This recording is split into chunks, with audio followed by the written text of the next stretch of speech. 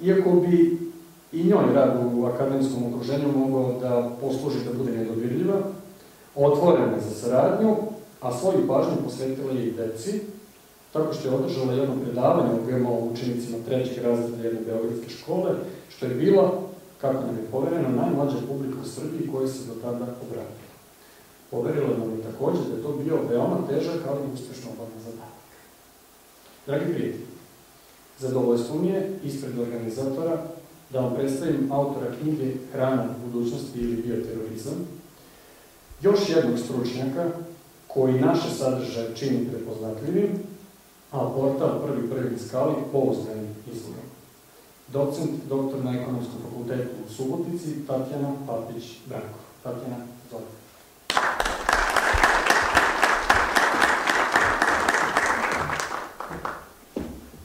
Hvala. Dobro večer svima.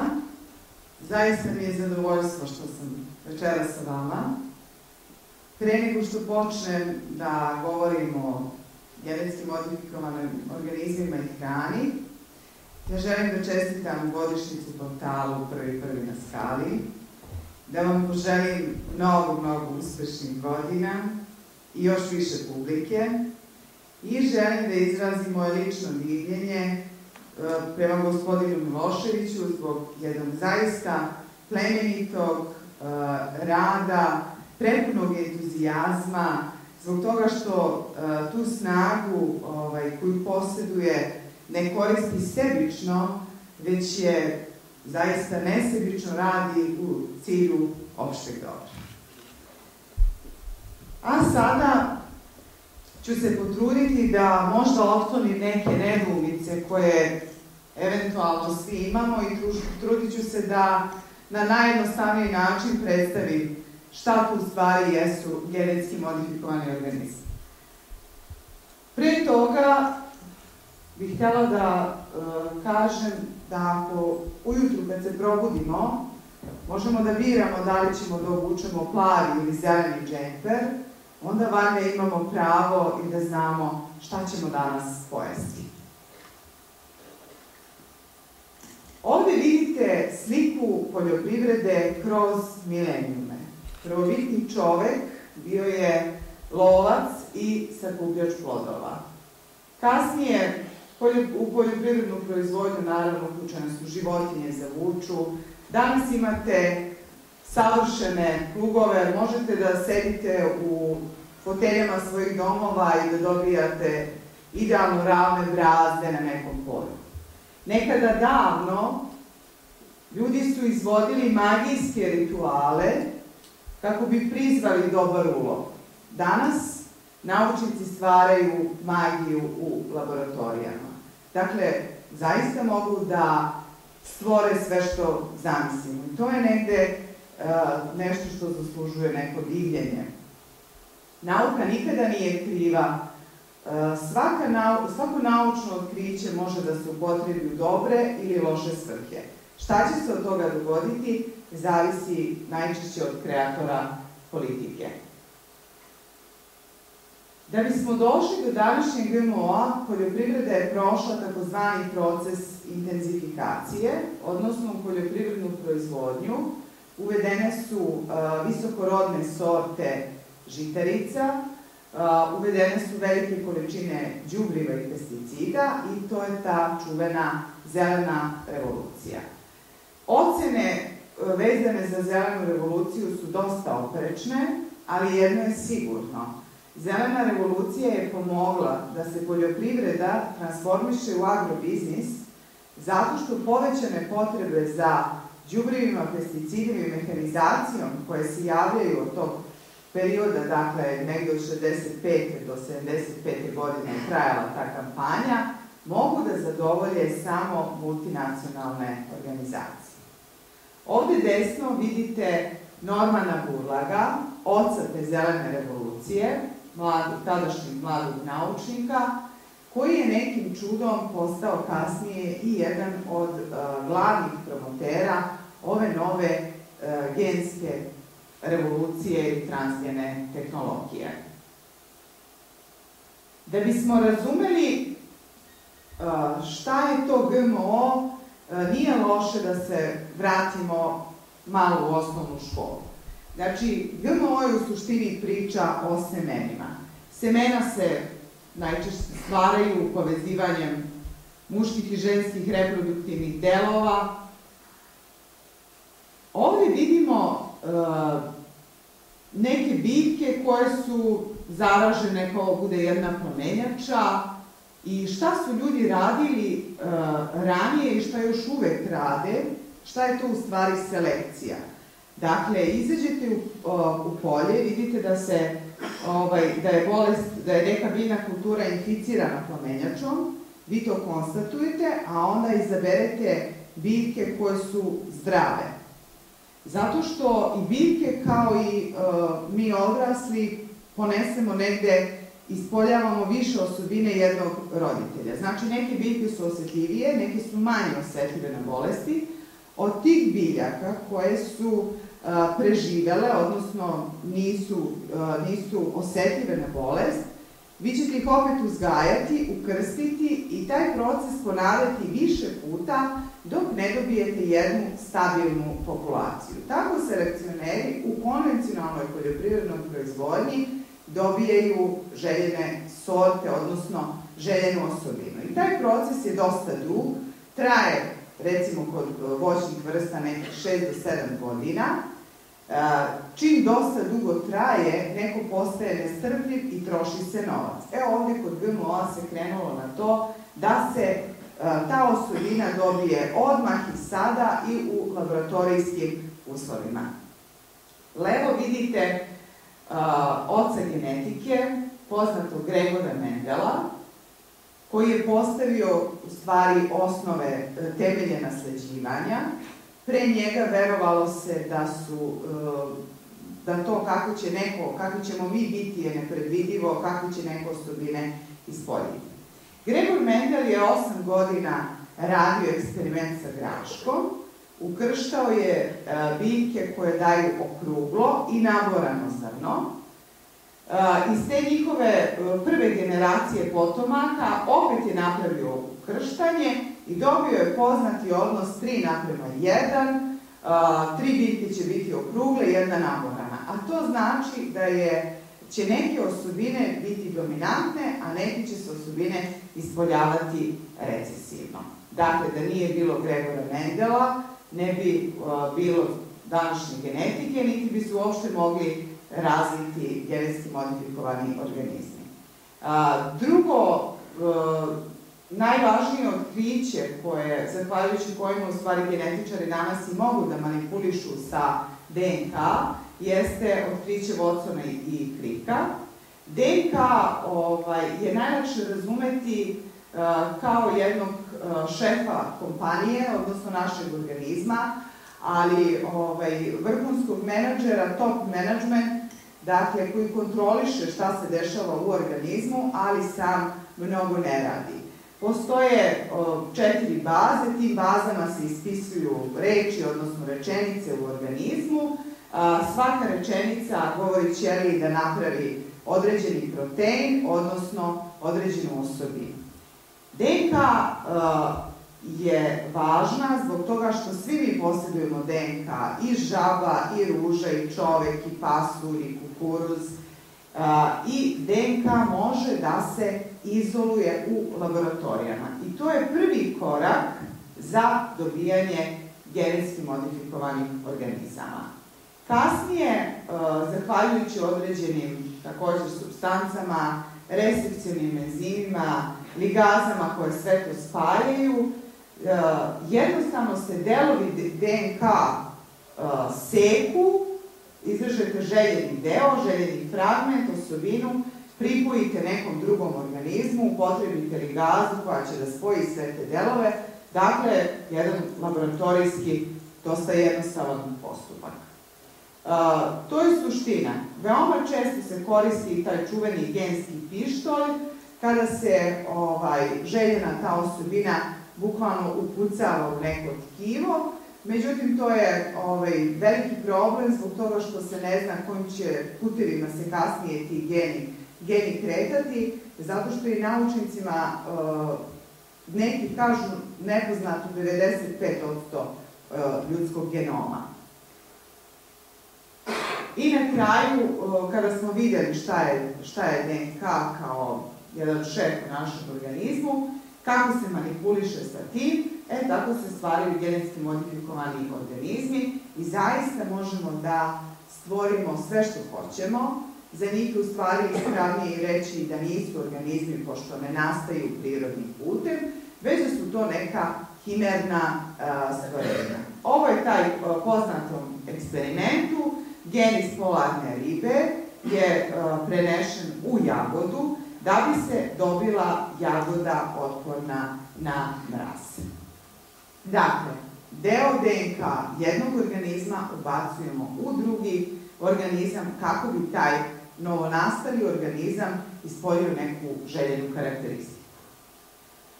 Ovo su neke od tih bizarnih modifikacija, čisto da se dočara kako to izgleda. Pa, na primer, ono što je deci interesantno, kada se gen pauka ubaci u kozu, ta koza može da proizvodi mleko, iz koga se izvlače jako čvrste niti i od toga se prave panciri, odnosno ti prsuci koji su neprobojni za metke. Ove ilustracije služe jednostavno tome da shvatimo da je sve moguće, da to nije bajka, da naučnici zaista mogu da stvore i da ukrštaju sve što hoće i sve što žele. Kako je sve počelo? Sve je počelo sa prvim američkim predsjednikom, odnosno u njegovo doba, dakle, od Reagana preko Busha, mlađeg, starijeg, Clintona, danas do Obame, nikada se politika Sjedinjenih Američkih Država prema biotehnologiji nije promenila. Dakle, ona je od prvog početka ista, uvek je podržavaju i uvek podržavaju rad multinacionalnih kompanija koje to plasiraju. Zašto oni to rade? Iz jednostavnog razloga da bi sačuvali svoju dominaciju u svetskom sistemu proizvodnje hrane. Zato što su Sjedinjene Američke Države već odavno lideri i jednostavno žele da to ostanu i dalje. Sjedinjene Američke Države zbog svoje unutrašnje politike proizvode ogromne količine hrane i onda tu hranu isporučuju na strana tržišta, bilo u vidu donacija ili pak izvoze prosto i prodaju, ali po nekim nefer cenama, dakle suviše niskim cenama i tako obaraju cene na svetskoj pijaci. Od prvog momenta Reaganova administracija je podržala transgenu tehnologiju zato što je rekla da je ta tehnologija suštinski ekvivalentna konvencionalnoj proizvodnji. A to znači da nema potrebe da se donose neki novi zakoni, već u okviru postojećih zakona treba regulisati to pitanje i jednostavno sve što je vezano za GMO, tamo je, nadležno je ili Uprava za hranu i lekove, zaštitu životne sredine ili Ministarstvo poljoprivrede. Dakle, nema obeležavanja i odvajanja genetski modifikovane od konvencionalnim putem stvorene hrane. Zbog toga ne možete ni da znate, ukoliko ste sad u Americi, šta je sve u Americi GMO, teorijski sve što oni proizvode može da bude GMO. Po nekim procenama to je oko 70% hrane na američkom tržištu. Ova tehnologija i hrana plasirana je na tržište pod krilaticom da će spasiti svet od gladi. I mnogo se govori o tome kako u svetu vlada glad, u Africi se umire od gladi i tako dalje, a zaboravlja se da se kaže ono što je istina, a to je da se, barem do sada u svetu, proizvodio višak hrane. Dakle, nije problem proizvodnja hrane, već je problem distribucija hrane i nedostatak političke volje da se ta hrana ravnomerno distribuira. Dakle, oni su rekli, plasiramo, raste broj stanovnika na planeti, plasiramo ovu tehnologiju zato što ćemo osloboditi svet od gladi. I šta se desilo, vidjet ćemo kasnije kroz ovo izlaganje. To se apsolutno nije dogodilo, zato što oni proizvode samo one kulture koje su industrijski bitne. Dakle, da su želeli da iskorene glad u svetu, onda bi proizvodili prvo pšenicu i pirinač koji je genetski modifikovan, jer je to ono što je najsiromašnije i najvažnije. Dakle, to se ne proizvodi. Glad i dalje istrajna u svetu. Da su im bitni siromašni farmeri i siromašne zemlje, u stvari da su hteli tehnologiju da iskoriste u dobre namene, onda bi proizveli sorte koje koje dobro podnose niske temperature ili sušu, jer to u stvari je potrebno tim zemljama. Naravno, nisu razvili takve sorte, obećali su da će povećati otpornost biljaka prema bolestima, štetočinama i korovima. Sva ta priča svela se na par modifikacija u par kultura. Najviše proizvode herbicid tolerantne kulture, zato što su, da bi te biljke uspevale, moraju da istovremeno sa patentiranim semenom farmeri kupe i herbicide, a nekim čudom iste kompanije koje su i vlasnici semena su i vlasnici herbicida. I tako oni na najlukaviji način prodaju i patentirano seme i herbicid. Također su govorili bajke o nekom zlatnom pirinču koji će rešiti problem nedostatka vitamina A, od kojeg pate mnogi u tim najsiromašnijim zemljama sveta. Naravno, i to se nije desilo. Rekli su da će zaštititi okolinu, unaprediti zdravlje ljudi i tako dalje, a najviše se koristi u ovom procesu proizvodnje glifosat, totalni herbicid. Kad se kaže totalni herbicid, to je kao da zamislite da hoćete na nekom aerodromu da pripremite teren, onda ćete upotrebiti totalni herbicid. To znači da totalni uništava sve, i gajne biljke, i korove, i sve. Dakle, to su najopasniji herbicidi.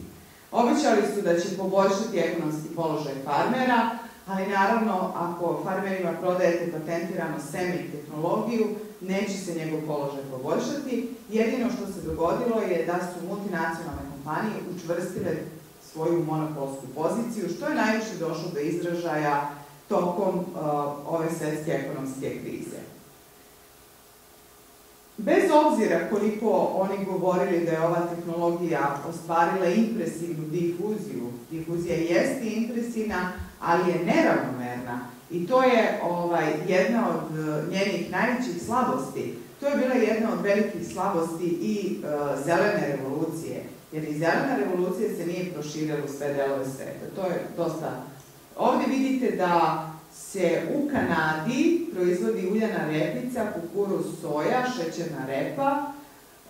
U Sjedinjenim Američkim Državama kukuruz, soja, pamuk, uljana repica, šećerna repa i tako dalje. Znači, ovdje vidite Paragvaj, Brazil, Argentinu, Urugvaj, Pakistan, Indija, Kina. To su najveće zemlje proizvođači. Proizvode se kulture koje su dakle značajne kasnije za industrijsku proizvodnju. Ovde Evropa nije navedena, u Evropi se uzgaja samo jedan kukuruz, MON 810 ima dozvolu i najveća 91% tog kukuruza proizvodi se u Španiji. Španija je baza biotehnologije u Evropi. Dakle, neravnomerna difuzija. Sjedinjene Američke Države su od početka lider i po raznovrsnosti, dakle, po broju tih biljnih kultura koje proizvode i po površinama, mada se sve više i više uključuje Brazil i Argentina u tu priču, a u posljednjih godina jasno se uočava ta tendencija, pošto su afričke zemlje odbile da prihvate tu američku pomoć u hrani, donacije koje sadrže GMO, jasno se uočava tendencija da se genetski modifikovana kukuruz i soja sve više i više koriste za biogoriva. Ovo su te kulture od svih obećanja, dakle proizvodi se soja, pamuk, kukuruz i uljana repica. Danas u svetu je 82% soje je genetski modifikovano, 68% pamuka, 30% kukuruza i 25% uljane repice. Farmeri nisu mogli da se obogate od genetski modifikovane hrane zato što su ucenjeni, oni su dovedeni u nekakav vazalski položaj kao što su nekada postojali robovi, tako i danas mali farmeri mogu da postanu samo ekonomski robovi ukoliko se uključe u ovu priču. Ovo je slika kako su se nekada prodavali crnci, Afrikanci. Od ekonomska analiza ekonomske industrije, ekonomske krize i biotehnološke industrije pokazala je da su njihovi prihodi, dakle, rasli u kontinuitetu svih ovih godina. Troškovi su bili dosta konstantni. Ono što se promenilo je smanjio se broj kompanija koje su uključene u ovaj biznis. A to znači sa 815 na 616, to znači da je došlo do koncentracije ove industrije i da je u stvari ta svetska ekonomska kriza samo doprinela jačanju nekih najmoćnijih kompanija. Ovdje su sve firme, kompanijice koje pripadaju Monsantu. Monsanto je simbol otpora prema globalizaciji, rekla bih, a naročito prema GMO-u. Međutim, Monsanto nije sam u toj priči. Tu su i druge kompanije, Syngenta, DuPont i tako dalje, ali Monsanto je zaista simbol. Sada nećemo čitati i analizirati koje sve kompanije su pripojene Monsantu. To je deo i njihovih strategija da se to se sve nekako zabašuri, da se izgubi realna slika vezana za sve to. Uglavnom, vremenom su pripajali sve veći i veći broj kompanija, ali su pripajali, recimo, samo semenske delove kompanije. To je kao ako bi neka multinacionalna kompanija poželjela da kupi neki naš institut, recimo, ona bi uzela semenski deo tog instituta, jer taj semenski deo donosi novac. A onaj deo koji se bavi isključivo naukom, taj deo sigurno ne bi uzela, dakle, taj deo bi mogli svi da zadrže. Tako su oni veoma često radili u cilju koncentrisanja moći, semenske te moći, tako da kažem. Tako da 1996. godine 3 kompanije multinacionalne su kontrolisale 22% tržišta semena. Od prošle godine te 3 kompanije kontrolišu više od 50%, što je zaista drastično uvećanje. Naravno, istine radi treba reći da Monsanto ne proizvodi samo GMO seme. Monsanto proizvodi i konvencionalne sorte, tako da i sve ostale kompanije. Prva multinacionalna kompanija stvorena je 1602. godine, dakle u 17. veku. To je holandska, istočno-indijska multinacionalna kompanija. Ova kompanija imala je status države, kovala je novac, imala je sopstvenu vojsku, mogla je da vodi ratove i kada osvoji neku teritoriju, da tu teritoriju proglasi za sopstvenu koloniju. To je kompanija koja je i prva izdala deonice. U to doba su postojali oni robovi koje sam malo pre pokazala i to je prva, dakle, multinacionalna kompanija koja je čak mogla da vrši i pogubljenja. Imala je tu nadležnost. Pošto je prošlo tih nekoliko vekova, sada se koriste sofisticiranije metode. Ovo je današnji Monsanto koji ima, kao prava multinacionalna kompanija, ima jedno sedište i mnogo filijala u mnogo država sveta. Monsanto ima filijale u 67 država sveta i kada kažu multinacionalne kompanije su moćnije od mnogih država. Videli smo da je i holandska istočno-indijska kompanija također bila država u državi. Naravno da su moćnije od zemalja u razvoju kada raspolažu sa mnogo većim budžetom. Pa poređenja radi, Monsanto je u 2012. godini uložio u istraživanje i razvoj, pazite, samo u istraživanja i razvoj, 1,52 milijarde dolara, a nacionalni budžet Zimbabvea u 2013. je bio 3,8 milijardi dolara. 14 miliona stanovnika ima Zimbabve. U 2015. godini Monsanto je od prodaje zaradio 15 milijardi dolara. Kad se pogledaju te cifre, onda je jasno o kolikoj količini moći se radi i sa čim se bore svi oni koji treba protiv toga da se izbore. Šta može poći naopako ukoliko neko uzgaja genetski modifikovane biljke? Pre svega da kažem da Međunarodni savez za nauku, koji okuplja nekih 122 akademije nauka i smatra se svetskom naučnom zajednicom, smatra da svaki slučaj GMO-a treba posmatrati odvojeno. I daje neki dosta uopšten odgovor. Da uzgoj može da ostavi negativne posljedice, ne mora da ostavi negativne posljedice, a u nekim slučajevima može i da pozitivno deluje na životnu sredinu.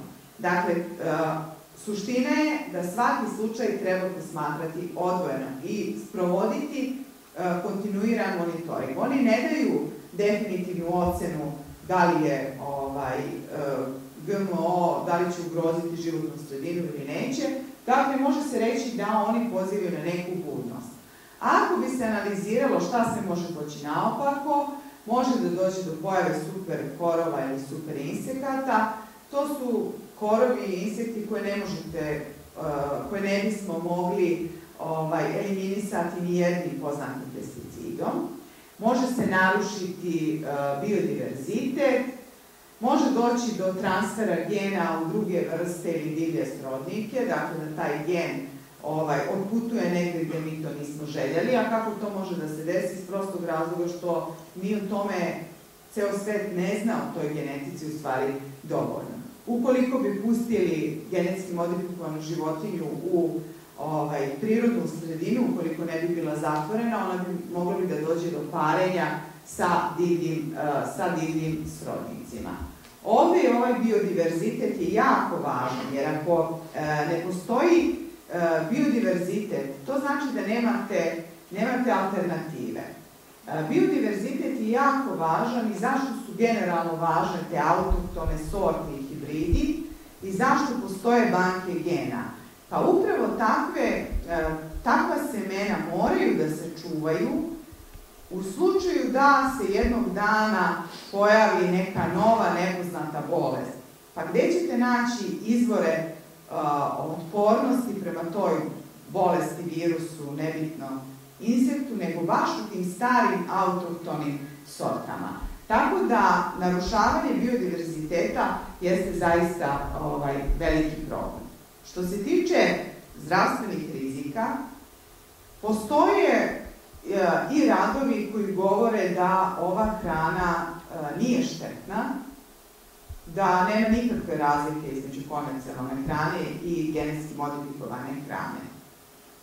Sada, svi ti radovi otvorili su brojne debate u svetu, otvorili su pitanja ko je naručilac tog posla, ko plaća te istraživače i u celini su otvorili pitanje intelektualnog poštenja i jednog šovinizma nauke. Kada počnete da radite bilo koji eksperiment, ako ste vi kreator tog eksperimenta, vi ćete definisati šta su vaši ciljevi, šta vi hoćete da postignete i šta hoćete da dokažete. Ako pomislite da nešto ne želite da prikažete, vi jednostavno to pitanje nećete postaviti. Hoću da kažem da su nekad mnogo važnija istraživačka pitanja koja se ne postavljaju od onih koji se postavljaju. U svakom slučaju prostora za manipulaciju istraživačkim rezultatima postoje i postojala su uvek, to opet zavisi od morala neke osobe koja sprovodi eksperiment. Uglavnom, postoje takve studije, a postoje i studije koje govore, ovo su primjeri, jedan krčak u kome su se pojavile hranjenim normalnom, konvencionalnom sojom i genetski modifikovanom, dlake u ustima, govori se o potencijalnom karcinogenom delovanju, pojavi steriliteta, pogotovo u kasnim generacijama i tako dalje. Dakle, imamo i jedne i druge studije. Možemo da konstatujemo da nije donešen zaključak da je ova hrana apsolutno zdrava. I zaista nije sprovođeno dovoljno istraživanja na dovoljno velikom uzorku i u dovoljno dugom vremenskom periodu. Problem u cjelini sa ovom hranom jeste što je plasirana na tržište u fazi kada se radi o takozvanoj prljavoj tehnologiji, dakle nije fina, izbrušena, doterana, nije sve ispraženo. Vi ste nešto stvorili i pustili ste to na tržište, a kasnije razmišljate o mogućim posledicama. Šta se dešava u Srbiji? Ja volim da čitam američke izveštaje o biotehnologiji, oni se publikuju Američka ambasada svake godine i oni kažu šta se dešava u našoj zemlji i zaista volim da ih čitam jer mi se čini da su ponekad mnogo upućeniji od nas. Onako kratko i jezgrovito kažu šta se dešava na ovom polju. 2005. godine su recimo bili beskrajno zadovoljni odnosom tadašnjeg Ministarstva poljoprivrede prema biotehnologiji, zbog toga što su pojednostavili proceduru uvoza sojine sačme i oslobodili uvoznike od administrativnih taksi. I tako se to nastavilo i 2006. godine. 2009. godine pojavljuje se i ime tadašnjeg ministra ekonomije koji je obećao da će da izvrši pritisak na tadašnjeg ministra poljoprivrede da sačini predlog amandmana, izmenu zakona i tako dalje i taj se dopis pojavio i u Wikileaksu. Ovaj posljednji dopis je meni mnogo interesantni, u stvari najznačajniji. 2015. godine, dakle, oni kažu da aktuelno Ministarstvo poljoprivrede nije učinilo ništa ili učinilo jako malo kako bi otklonilo dezinformacije o poljoprivrednoj biotehnologiji i kako naše Ministarstvo poljoprivrede promoviše organsku i konvencionalnu soju. Ja se zaista sa njima apsolutno slažem i mislim da se to Ministarstvo poljoprivrede prečesto kritikuje u tom kontekstu, jer oni zaista nisu uradili ništa. Oni su potpisali Dunav soja deklaraciju. Dunav soja je potpisana 2013. godine i tom deklaracijom promoviše se uzgoj organske soje. To je ono što su uradili zvanično i jedino što su uradili. Ali, ono što nam ova depeša otkriva jeste u stvari koren svih problema u našem prehrambenom sistemu u Srbiji. A to su upravo uvozničko-izvoznički lobiji, a ne samo Ministarstvo poljoprivrede kao organ. U tom dopisu oni kažu da proizvođači žita i trgovci nisu jedinstveni u stavu da li žele GMO ili konvencionalno. Oni se još nisu dogovorili. Dakle, ima ih i za, ima ih i protiv. Oni koji su jako nestrpljivi da se genetski modifikovana hrana uveze u Srbiju, pogotovo sojina sačma, jesu u stvari veliki farmeri iz oblasti stočarstva. I tako, ako razmišljamo, dakle, ovi koji se bave stočarstvom i veliki farmeri iz oblasti ratarstva, recimo, dolazimo do toga da samo velikim zemljišnim posjednicima u Srbiji može da odgovara genetski modifikovana tehnologija iz prostog razloga što jedino oni imaju novca da kupe to patentirano seme. Mali srpski seljak koji nema novca da nabavi inpute, već to radi putem razmene, kako njemu može da odgovara patentirano seme? Nikako. Ovo je rad poznatog agrarnog novinara Gulana, gde on govori o velikim posjedima u Vojvodini.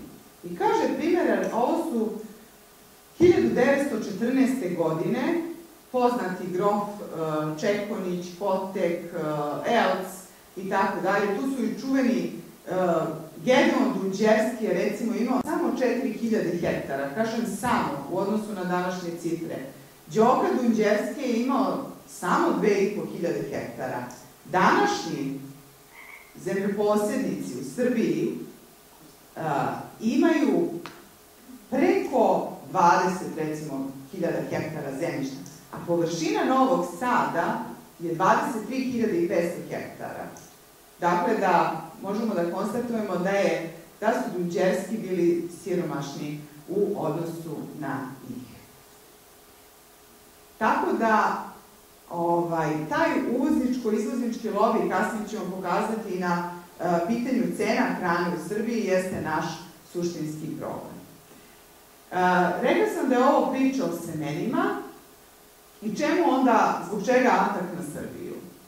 Mi smo u ovim demokratskim takozvanim promenama potpuno neuspešno privatizovali našu industriju poljoprivredne mehanizacije i đubriva. Dakle, mi sad sve to nabavljamo, postali smo zavisni od uvoza. Jedino što je nama preostalo jeste biodiverzitet i jesu semena. Srbija je jedan od 6 centara biodiverziteta u Evropi, pa imamo recimo 74% faune ptica Evrope, 67% faune sisara Evrope i tako dalje, i imamo semena, odnosno imamo naše domaće semenske kuće koje snabdevaju, zadržat ćemo se samo na kukuruzu, pošto je kukuruz u ovom kontekstu najvažniji, snabdevaju 67% tržišta kukuruza. I to 35% potreba Institut za ratarstvo iz Novog Sada i povrtarstvo, a 32% Institut za kukuruz iz Beograda. Znači, to je prostom računicom dolazi do toga da je to 67%. Preostalih 32% snabdevaju multinacionalne kompanije koje već imaju svoja predstavništva u Srbiji, to je i Hybrid, i Syngenta, i Pioneer, i Monsanto i tako dalje, nebitno. Oni su tu zato što imaju i konvencionalna semena. Dakle, oni jednostavno žele da preuzmu i ovih 67% tržišta kukuruza, što je njihov legitiman cilj. Tako oni pokušavaju, a da li će dobiti ili ne, to je drugo pitanje. Kada sam pitala genetičare koliko je novca potrebno da bi se stvorila jedna konvencionalna sorta, oni su mi rekli da je to sada nije precizna kalkulacija, njihova procena je da je to nekih $100.000. Da bi se stvorio jedan GMO, kažu da treba zavisi od toga koliko su kompleksne modifikacije, ali možda i $1.000.000 sigurno, a po nekim pisanjima i 10 do 130 miliona. Dakle, to je ekskluziva koja je namenjena samo bogatim državama i onima koji su jaki u tom patentnom svetu. Srbija to nije. I mnoge te osobine koje se dobijaju, recimo otpornost na tolerantnost na herbicide, to nema potrebe da vi koristite GMO, da biste tu tehnologiju, da biste dobili sortu koja je otporna na herbicide. Vi to možete učiniti i konvencionalnim putem. Dakle, to je ta u Srbiji priča o semenima i osvajanje tog tržišta semena je u pozadini. Gospodin Milošević je već pominjao i profesora Ševarlića i akcije koje su preduzimali i koliko je opština u Srbiji potpisalo deklaracije. Istraživanja koja smo i mi radili pokazala su još 2013. da svega 19,7% građana Srbije je spremno da kupi ovu hranu, ako je istog ukusa kao i tradicionalna, ali jeftinija od nje. Tu su otvorena pitanja zdravlje, moralne, etičke dileme i veliko nepoverenje multinacionalne kompanije. Međutim, ono što je naše istraživanje to javnog mnijenja pokazalo je da u Srbiji postoji izrazito visok stepen nepoverenja prema državnim organima koji donose odluke u ovoj oblasti. Ali isto tako postoji i dosta veliko nepoverenje prema naučnicima i stručnjacima. Najveći stepen poverenja mislim da uživaju nevladine organizacije. Ovdje je lista za koju ste verujem čuli i svi su čuli koji prate ove proizvode, koju je objavio Greenpeace, gde se sve nalaze genetski modifikovani sastojci. To je poznata lista. Da se to približi, može da se vidi da je to McDonald's, Coca-Cola i tako dalje, što nas dovodi do jednog velikog problema, po meni najvećeg kojeg mi imamo trenutno u Srbiji, a odnosi se na našu decu, a to je da se njima u suštini niko ne bavi. A dečji mozak je kao sunđer, dakle ako se ne bavimo mi, bavit će se neki drugi. Svetska zdravstvena organizacija kaže da Srbija ne čini ništa da zaštiti decu od marketinškog pritiska prehrambenih kompanija. I jedna od ključnih akcija koju će Svetska zdravstvena organizacija preduzeti do 2020. u njihovom akcionom planu u borbi protiv nezaraznih bolesti jeste upravo kontrola marketinga koju vrše prehrambene kompanije.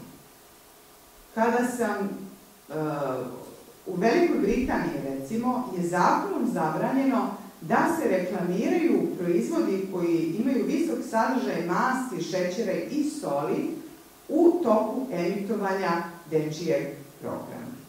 Kod nas znate da može da se emituje šta god hoće, ali ja se nadam da će to u nekom trenutku morati i da se promeni.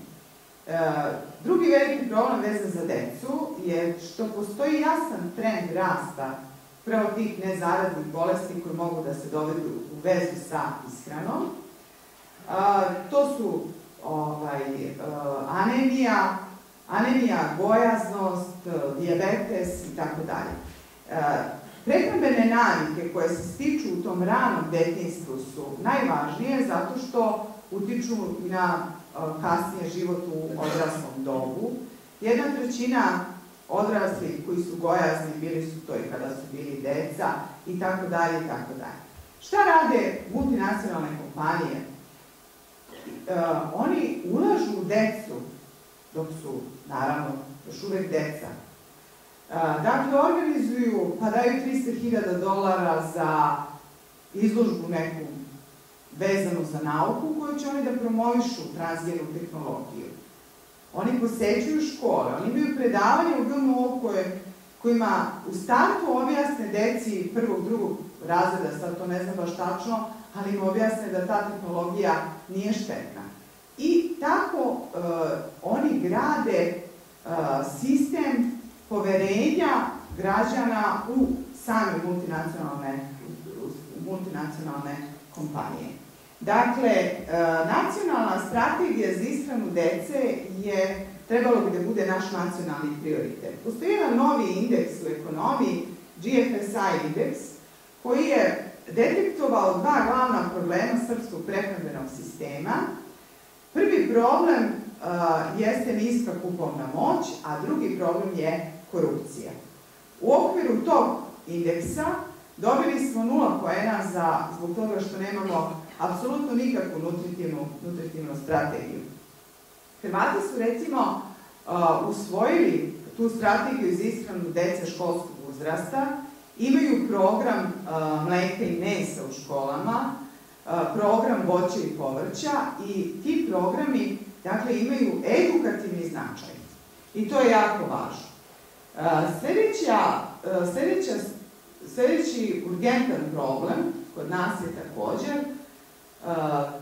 to što mislim da nam je potreban zaštitnik građana za hranu. Mi smo kao gosta ponukovani našim istraživanjem koje ćemo sada predstaviti na ekonomskom forumu u Subotici prošle godine, koji je jedan od najvažnijih događaja u poljoprivrednom svetu koji se dešava, kao gosta pozvali slovenačkog zaštitnika građana za hranu.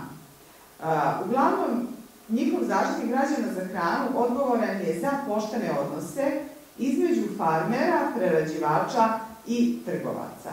I zaista mislim da je to nešto što je institucija koja je Srbiji neophodna zbog uticaja već pomenutog uvozničko-izvozničkog lobija. Pazite, 2000. godine, kada smo mi počeli ovo istraživanje, upravo iz razloga što je to godina takozvanih demokratskih promjena, kada je tržište otvoreno i kada je otpočeo taj proces potpune liberalizacije.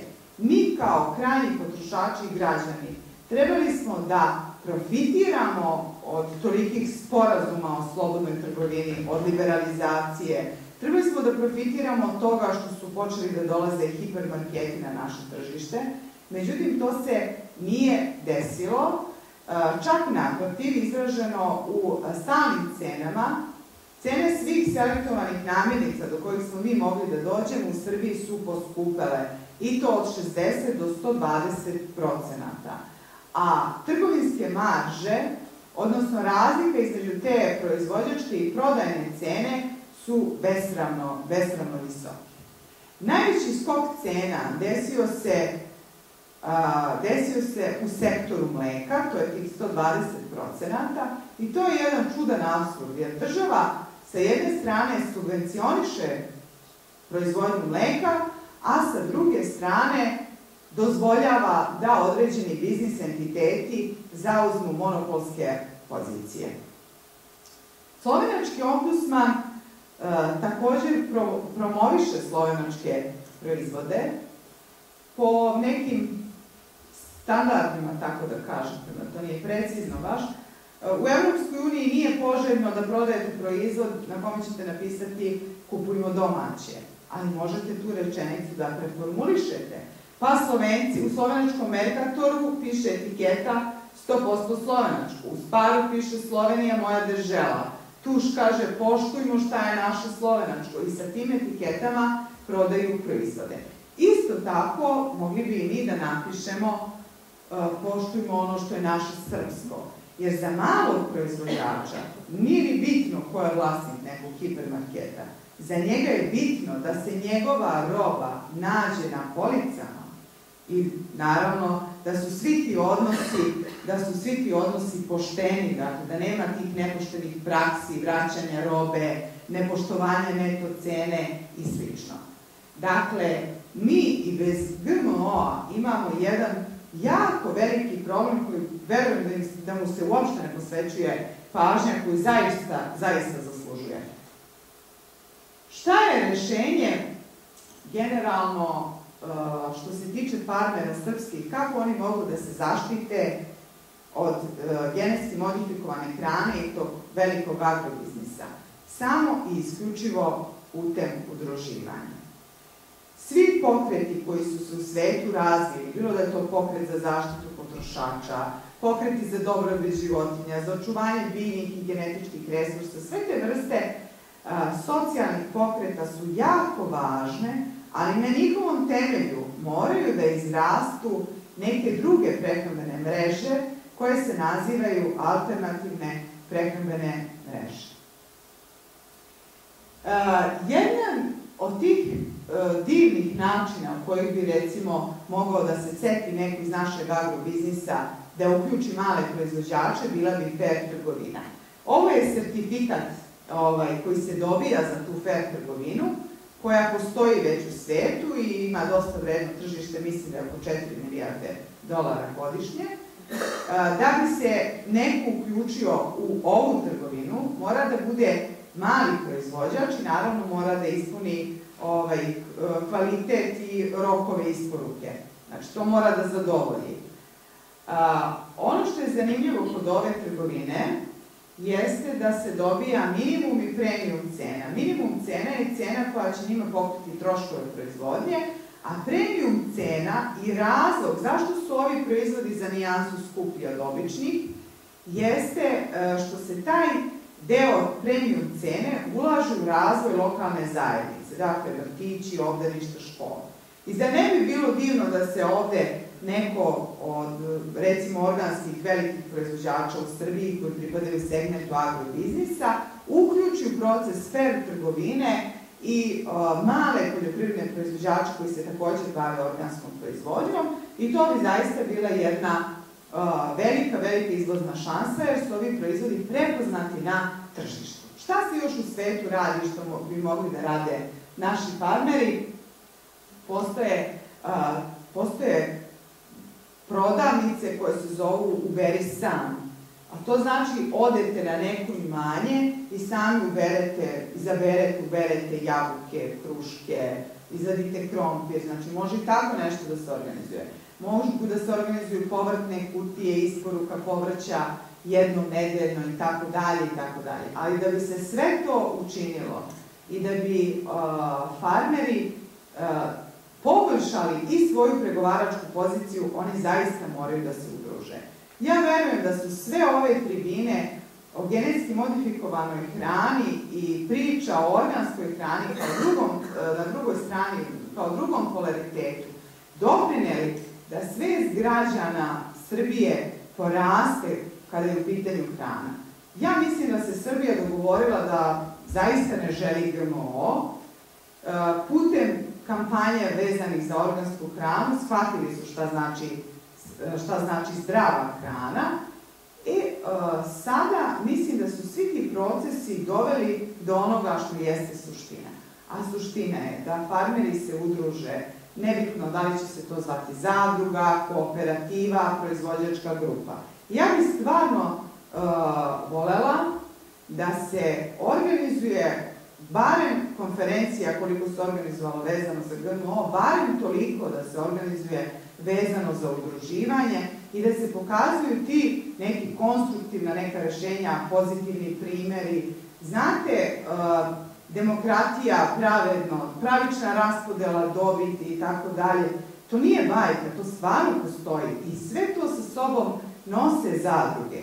I mislim da bi toga trebali samo da se prisjetimo, jer Kraljevina Srbija je bila jedna od 12 zemalja osnivačica Međunarodnog zadružnog pokreta 1895. godine. A gde smo danas?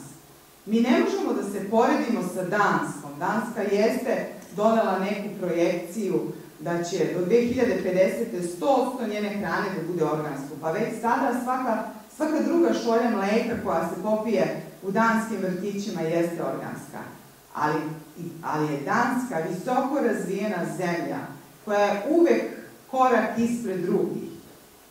Danci su 6 godina pre nego što je Evropska unija zabranila upotrebu antibiotika promotera rasta, to su Danci uradili.